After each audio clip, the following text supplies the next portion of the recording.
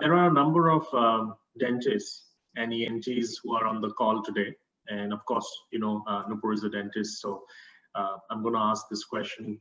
Any new learnings on their vulnerability to COVID and any preventive measures, additional protocols, which you think, you had mentioned it in very great detail the last time and explained aerosol and PPE kits and all of that.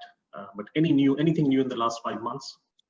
Nothing really new, Jeej, except that the safety precautions start from the moment someone enters a busy waiting room in a physician or a dental clinic. As we know, most waiting rooms in the US and India can be quite busy with people, potentially sick people coming in close contact with each other. So one potential way of mitigating that would be to time your appointments, making sure that people are not overcrowding your waiting room, making sure that you have masks there so that if someone doesn't come in with a mask, that person can wear a mask as soon as he or she enters, making sure there's hand sanitization going on in the waiting rooms, and making sure that there is symptom screening. So if someone doesn't have either reports a fever on entry, or someone takes a fever on entry to your waiting room, so that if that patient has a fever, you send them to home, and unless it's urgent, don't address that.